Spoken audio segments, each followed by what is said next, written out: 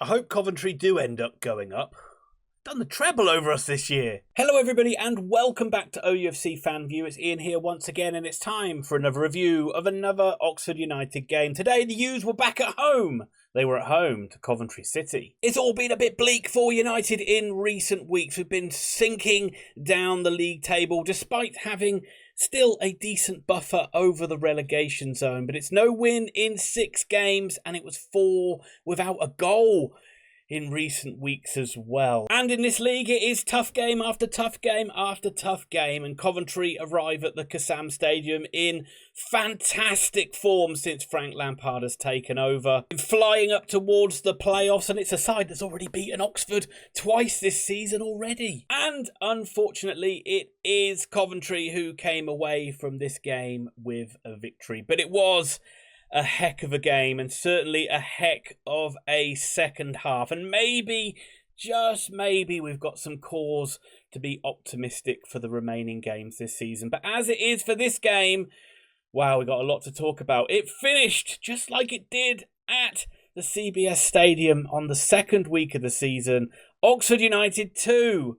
Coventry City 3. It wasn't quite the heartbreak like it was earlier on in the season where Coventry scored with virtually the last kick of the game. But just like that game, you have to say overall Coventry were the better side and probably, well not even probably, did deserve to win the game in my opinion. So congratulations Coventry fans, and your march towards the playoffs and promotion is looking even more rosy. But we'll break down everything that happened in this game like I usually do. I'll go over the team news, I'll highlight the key points in my match review, and then I'll do final thoughts for both sides at the end of the video. Please feel free to jump to the end if you just want to see my final thoughts. That's absolutely fine. You can use those timestamps that are down below, but I'd always advise you to watch the whole video. Either way though, please hit the like button because that does help me out a heck of a lot, and if you do like the content, consider subscribing. So let's have a look at this team news then, starting with Oxford United. And what can Gary Rowett do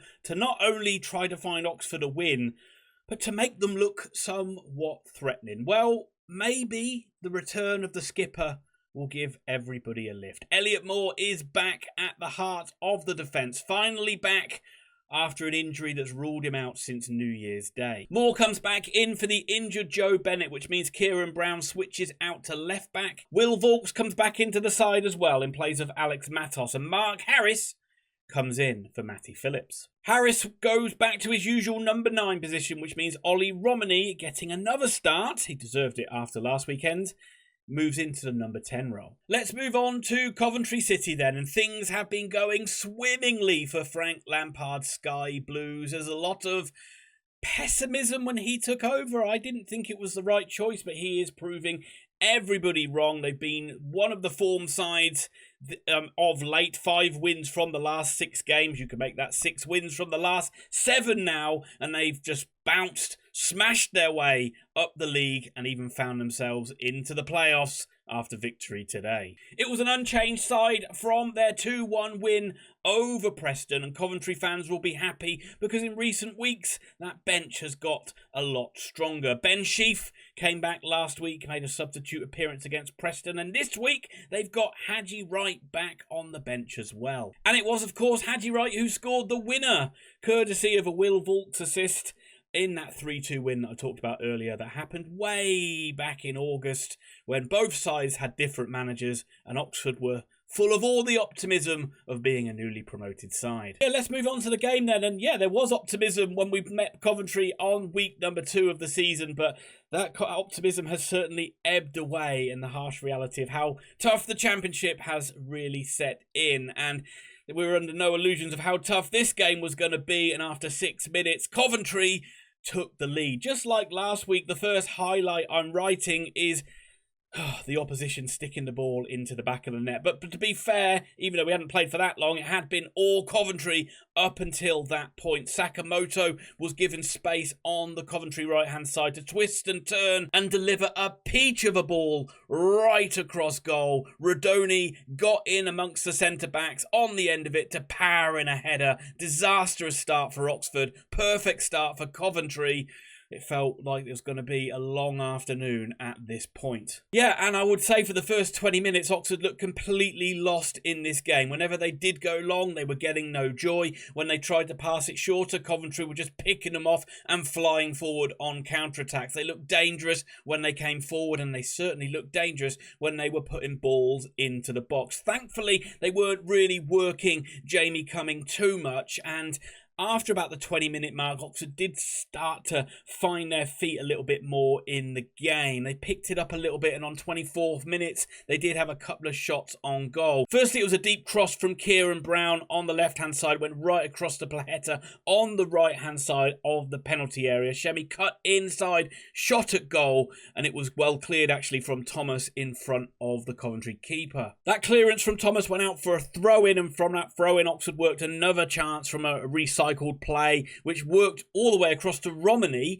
who had a decent actually opportunity to get a good strike at goal, but he made a mess of it and just sliced it badly over the bar. And I gotta say, we didn't really get many more chances at goal in the first half, really, but I did think it was a decent game, and certainly from my point of view a lot more enjoyable from what we saw last week against West Brom or the week before against Portsmouth. Oxford were at least giving it a go. I know that's the least you would expect, but we haven't been seeing it of late, and they have actually looked better since the opening 20 minutes, but you definitely would say Coventry had been the better side, and as we got into half-time, it was still 1-0 to Coventry. The visitors deserved the lead, and just really what was evident for me is most things that Coventry did was just faster and sharper than what Oxford could do. They had a player like Sims who could hold the ball up top, they could pass the ball through the thirds better than Oxford, and especially the balls into the box were just of, well, maybe a better quality from what we've seen from the majority of sides this season, and certainly better than what Oxford have mustered of late. And it was not only evident of how consistent the crosses were, but it was just how players were desperate to make runs into the box to get on the end of them. Case in point, Rudoni in the 6th minute. And as I say, Oxford were looking a real mess, a real ragtag operation after 20 minutes, but they did get better, didn't really look too threatening, and they couldn't really get any shot, and they didn't have any shots on target. But it was only 1-0, but at this point, it was already looking difficult to see Oxford getting anything from this game. We lived in hope that it might change, and stick around, because this second half was a belter. But it did start in the first 5 minutes with Coventry dominating Oxford, having complete control of the ball. They opened Oxford up with a simple but incisive move, which saw Mason Clarke get space on the left. It was a very dangerous cross, but it was just out of the reach of Ellis Sims. But just 2 minutes later, oh my word, Oxford actually scored a goal. Who needs the ball? Well, Oxford proved that they didn't, because they scored with an incisive break, a very deadly break. Cameron Brannigan hooking a ball down the line. There may have been a block on a Coventry player, which allowed Plaheta to get into acres of space. Shemi drove towards goal and for once picked his head up, squared it back to Ole Romeny, who tucked it home from about 10 yards out. A simple finish for Oxford's record signing, but he's up and running with his first goal for the club, and more importantly, Oxford a level in this game. But they didn't stay level for long. It was just 4 minutes later and Coventry took the lead. Coventry did respond after that goal, and they really pushed Oxford back, and I was right, Oxford just need to be strong and defend well for the next 5 minutes, but the goal they gave away was a shocker. It was a bouncing ball outside the penalty area, and Cameron Brannigan just trying to defend it, but all he did was just sort of hook it, well, not even hook it, played a ball back into the penalty area, which was a high, looping, bouncing ball.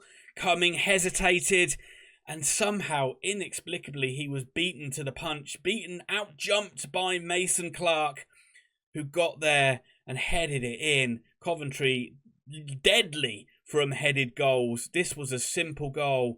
It was a nightmare from Oxford's point of view. Cumming has been brilliant this season, but this was a horror show from him. I think that the back pass from Brannigan, or the fact that Brannigan played the ball back into the area, I don't think Cumming would have been penalised if he picked it up. But that uncertainty from Cumming of not knowing whether it was a back pass or not just that led to that hesitation, which allowed Mason Clarke to get in, get the jump on Cumming, a notch into the back of the net. And yeah, you say Cumming's been excellent this season. You can't really give him too many pelters, and certainly in a few minutes' time, you'll see that he redeemed himself. In many ways, this second half was just getting started, because then Oxford, just a few minutes later, made it 2-2. First of all, a lovely through ball saw Romeny go clean through. Could he get his second goal of the game? It was a good strike, but it was a good save by Dovin to turn it behind for a corner. But from that corner, Oxford equalised, and it was the skipper, Elliott Moore, getting his head on the ball. It was brilliantly placed by Moore as he guided it past Dovin into the back of the net. Moore was under tons of pressure for that header, so did really well to not only get it on goal, but to guide it into the net. And once again, Oxford are level. The chaos was not done, everybody. This game was on fire, and both sides were coming forward with a purpose. Both sides were looking dangerous when they were coming forward. A massive scramble in the Oxford area as Coventry came forward. Oxford players throwing their bodies on the line to try and block shots. Eccles hit a rocket from the edge of the box, which Cumming did well to turn it behind for a corner. From that corner, Coventry got awarded a penalty. Everybody kind of was silenced, really, because they didn't really know what had happened. They didn't really know what it was for. But looking on the replay, I'm going to think it was probably for a tug on the shirt by Peter Kioso. As a Coventry player ran to the near post, you did see Kioso kind of pull him back. That sort of thing had been going on all afternoon, but the referee decided this was the time to give a penalty. My goodness, it would be nice if Oxford got one of those decisions. Ellis Sims stepped up. Jamie Cumming saved the penalty. Bidwell on the rebound, smashed it against the bar. Oxford looked like they got out of jail. But sadly, they didn't get out of jail for long, because 4 minutes later after that, it seemed to be every 4 minutes, something was happened. 70 minutes on the clock. Coventry scored their third goal, scored the winning goal in this game. They looked dangerous from crosses all afternoon. It was a quick free kick, which went out to Bidwell on the Coventry left. He put in the cross. Oxford, I don't think, got organised after that quick free kick, and it went all the way through to Sakamoto at the back post, who had time to take a touch, and then on the half volley, hit a wonderful strike into the back of the net. A dagger through the heart of Oxford United once again. And you're just thinking, can we find a way back for a third time in this game? Mercifully for me, because it was a nightmare writing notes on this game, the game did calm down. I suppose not nice from my point of view, because it would have been nice if Oxford would have got back into the game, but they really didn't. There weren't really many chances for Oxford after this point. 75 minutes, Gary Rowett made the first of a few changes. You saw Matos and Mills come on for Volts and Plaheta. Hadji Wright came on for Coventry.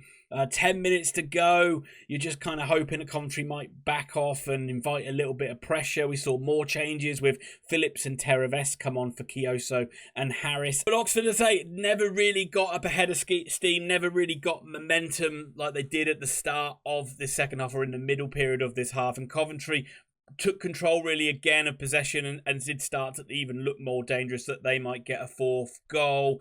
Last throw of the dice for Rowett was Ole Romeny coming off for Siriki Dembele. I would have liked to have seen Dembele come on a little bit earlier. We moved into 5 minutes of added time. Oxford huffed and puffed. We had one chance at the end of the game. There was a couple of chances from a corner. The first one was headed over the bar by Elliott Moore. I don't think he got a good contact on it. And the second one was Oxford won the initial, right at the end of the game, actually. It was virtually the last kick of the game. Oxford won the header back across goal. And I don't know, I'd have to see it again, but it looked like Matty Phillips ducked out of it. I don't know why he did. Maybe it was behind him and he ducked out, and maybe I'm being unfair, but it didn't look great. I think it then came out to maybe Hellick, who had a shot which was goal bound, but it was leapt on top of by Dovin, and he gladly grafts that ball into his chest. And Coventry came away from the Kassam Stadium with a harder fought win than they maybe thought they were going to get, certainly at half-time. But it is a win nonetheless for the Sky Blues. They win it by 3-2. Congratulations again to Coventry fans, and let's move on to those final thoughts. And let's start with the away side in Coventry City, and Just like in the game we played on the second week of the season, I thought Coventry were the better side, and I thought Coventry deserved the win. Oxford nearly came away with something from the game, battled hard, fought hard, pushed Coventry all the way, really. But if you're looking at the game overall in terms of stats, in terms of who looked the more likely side to score goals, it certainly was the Sky Blues. Sakamoto, Van Elwyk, oh my goodness, caused Oxford problems down that right-hand side. Mason Clarke, I thought, looked dangerous down the left. But overall, the biggest thing again was just the balls into the box. So dangerous from Coventry. No wonder you score so many headed goals this season, miles ahead of everybody else, as those balls into the box are outstanding, so consistent, and it's a dream for strikers or midfielders to run on and get their head on it.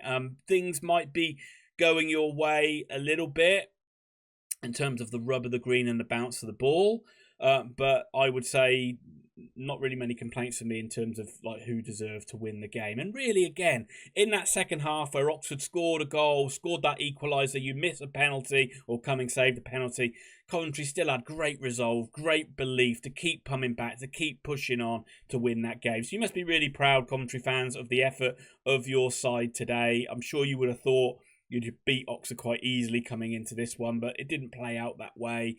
But I think that when you are pushed and when you're made to work hard, you really see the character of your side, and you saw that today. Everything's looking good for Coventry at the moment. The bench is getting stronger every week with players like Sheaf and Wright coming back, and the way you're playing at the moment, it's looking pretty good for a playoff finish. Lampard, I didn't think he was the right choice when he came in to replace Robbins, but he's proving all of us wrong. How do you feel, Sky Blues fans? How do you feel about this game? Let me know your thoughts. Are you going to finish in the playoffs? You've got no FA Cup to sidetrack you this year. It's going to be finish in the playoffs all the way is the message for those Coventry players. I think you're good enough to do it.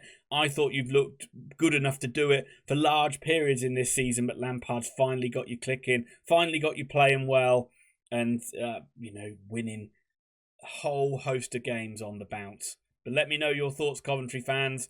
Good luck for the rest of the season. If you make it into those playoffs, I hope you go up. You've beaten us 3 times. I don't want to play you again next season. But if we do, hopefully Oxford stay up. Good luck, and maybe we'll see you again next season. And that brings me on to Oxford United, and it's another defeat. It's disappointing once again, and I mean that's going to be 7 games now without a win.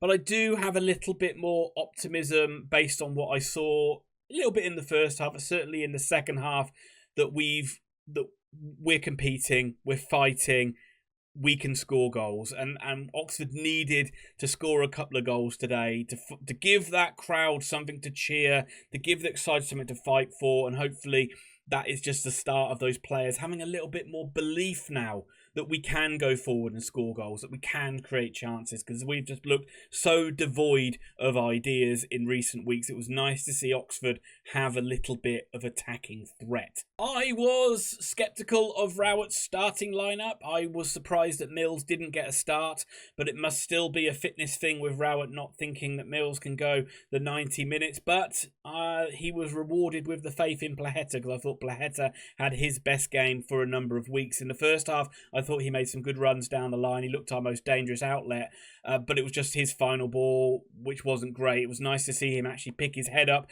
for that winning goal and find Romeny, not winning goal, that equalising goal. Oh my God, I'm getting ahead of myself.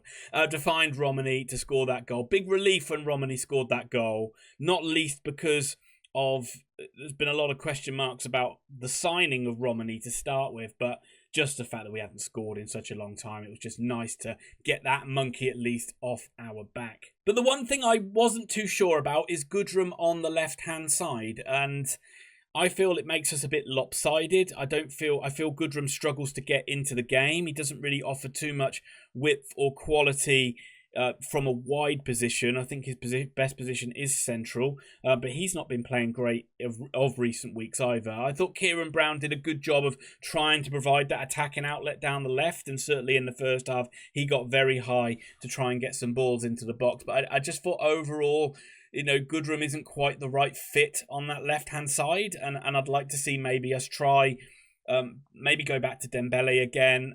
I'm not even going to say Phillips, so let's say Mills. But if he does pick Phillips, he might be a better option than Goodrum out there at the moment. Maybe as well, the fact that we were a bit lopsided might have contributed to a couple of the Coventry goals as well. So that's something to be looked at. The other thing I'd like to look at is the possibility against Norwich of bringing Ruben Rodriguez back into this side. He's been a bit frozen out of late. It seems like Rowett's lost a bit of favour with him. He usually was the first cab off the rank if he wasn't picked to come in, and usually he's made some good impacts from the bench. So I wouldn't mind seeing Rodriguez come back in. Maybe Romeny can go back up front, Rodriguez in behind. I'd like to see those two combine, because you're still not getting a huge amount off Mark Harris up top, and that doesn't look like that's going to change anytime soon. Great to see Elliott Moore back into the side. Nice that he scored a goal as well on his return. He might have been a little bit cold for the Coventry first goal, but I thought he made, it's important that he's come back into this Oxford United lineup. He's kind of been a bit of a forgotten defender, but he has been decent this season. Rare mistake from Jamie Cumming with that second goal, but he made up for it, more than made up for it with that penalty save, but still a very weird goal for Oxford to concede at such a bad time as well, where we just got back into the game. But he doesn't make many mistakes, so let's not hold it against Cumming, and obviously he did save a penalty in what was a crazy second half. And I think the biggest thing in the second half was just Oxford moved the ball quicker. They moved the ball faster, and they got the ball out to Plaheta Ole Romeny into dangerous areas quicker than what we did in the first half. In the first half, it was all still very laboured. As much as Oxford did try to probe and create chances, it all felt very slow and very comfortable for Coventry to defend. In the second half, I did think we looked more threatening. Not for the whole second half, but we certainly did have a purple patch. And the main man, the main instigator of that is Ole Romeny. I thought he was superb today. He's got a real enthusiasm about him. He's a willing runner. He wants to make things happen. He got his goal today. He was constantly trying to get in behind Coventry as well. He's got a decent touch on him. Got good level of intelligence on him as well. You can tell he's played at a decent level in the Dutch league, and I thought he was, once again, like against West Brom, I thought he was a real shining light up front. Fantastic that he's got his first goal in Oxford colours, hopefully the first of many. And again, as I said, I'd like to see him maybe starting up front next week, although the link-up play between Romeny and Plaheta was pretty good, so maybe you don't want to lose that, and maybe you want to keep that in that 10 role, but then you just got to hope that you get more of a tune out of Mark Harris. So overall, I feel a bit more optimistic about this run-in based on that performance today, based on that second half today. We went a goal down again to a very good Championship side like we did against West Brom, but we did show some fighting spirit, we did show some character, and we did show that we can score goals and create chances, and that's going to be massive as we still fight and struggle and scrap to try and find these maybe 3 wins that we might need, maybe 8-9 points that we need to keep us up. We've got, hopefully those sides down the bottom have another shocker, and it keeps that gap to us at a nice comfortable 8 points. But next week's going to be a tough game as well. Away at Norwich, it's a Norwich side that are looking pretty decent, certainly a decent side on their own patch, and we'll want a bit of revenge from the opening day of the season, and our away form has not shown anything that we're going to go there and pull up any trees. But we live in hope. Maybe we might get that elusive penalty at some point in the season as well. But overall, disappointing to lose, but I do feel a bit more positive and confident about Oxford moving forward after this game. Let me know your thoughts down below. I'm sure there'll be some negativity and some doom and gloom, but try to look on the bright side of life. We'll move on to Norwich next week. I'll do some predictions in the week as well for all the Championship games, and then I'll do that review of the Norwich game maybe on Friday night, maybe on Saturday morning. Thanks very much for watching. Leave your comments down below. Sorry I didn't reply to the ones for the West Brom game. Do you know what? I just didn't feel like it. I do apologise. I'll be back very soon. Thanks for the support. Bye for now.